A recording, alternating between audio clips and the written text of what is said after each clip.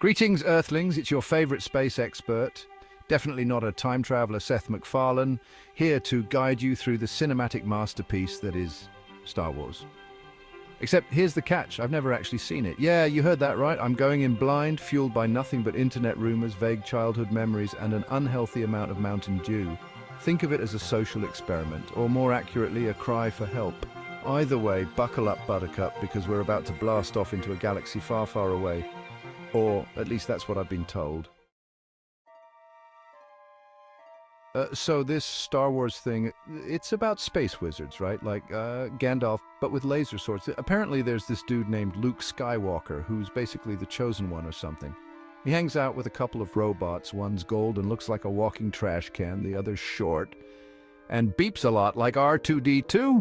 They team up with this smuggler guy, Han Solo, I think, who flies a spaceship that looks suspiciously like the Millennium Falcon from that one Lego set I had as a kid. Together they have to rescue a princess from this evil empire run by Darth Vader. Wait, Darth Vader's the bad guy, but he's got such a cool helmet. Okay, so about these characters, Luke Skywalker, our supposed hero, is basically just a farm boy who's really good at complaining about sand. He's got this weird power called the Force, which is like telekinesis, but with more chanting and less spoon bending. Then there's Princess Leia, who's famous for rocking some seriously impressive space buns. She's tough, she's sassy, and she's not afraid to put space slug smugglers in their place.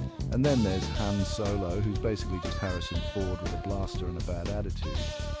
He's got a furry sidekick named Chewbacca, who speaks in growls and apparently owes him a life debt. Or maybe it's a Wookiee debt. I don't know. Space is confusing. So the big conflict in A New Hope revolves around this thing called the Death Star. Now, based on the name alone, I'm assuming it's not a very nice place. Apparently, it's a giant space station that looks suspiciously like the Death Star. Yeah, they weren't very creative with the names back then. Anyway, this Death Star has the power to blow up planets, which seems a bit excessive, but hey, who am I to judge? The rebels, led by a group of old dudes in bathrobes, need to destroy it before the Empire uses it to blow up more planets. Look, I'm just trying to connect the dots here. One thing I've picked up from my extensive research, scrolling through memes on Reddit, is that Star Wars has some pretty iconic quotes. There's "May the Force be with you," which sounds like something you'd say to someone before a particularly difficult yoga class. There's "Use the Force, Luke," which is basically just good life advice in general. And then there's "I find your lack of faith disturbing," which is what I say to my friends who don't believe I'll finish this essay. Spoiler alert, I probably won't. Moving on to The Empire Strikes Back, the sequel that's apparently even better than the original. In this one, the Empire is still being evil, the rebels are still rebelling, and Luke is still trying to figure out how to use the Force without accidentally levitating his X-Wing.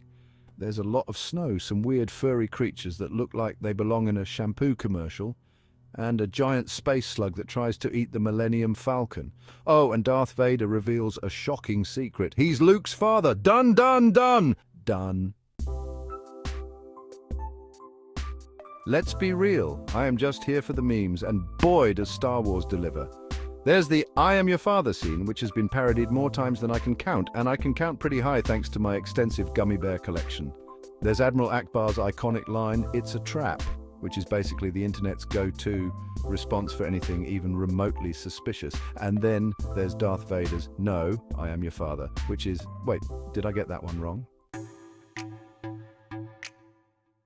Okay, we're reaching the finish line here.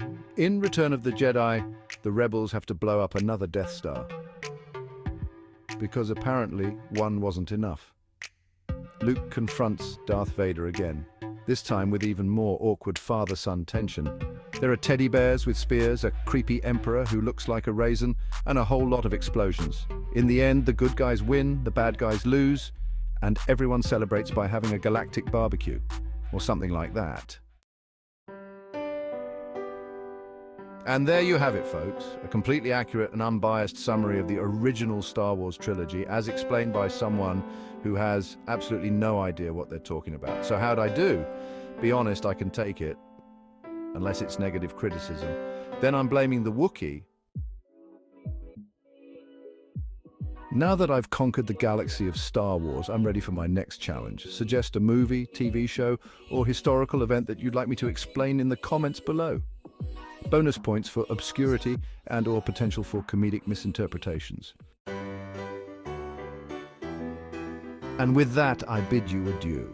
Remember, the Force is strong with this one. Or is it? Tune in next time for more hilarious misadventures in pop culture ignorance.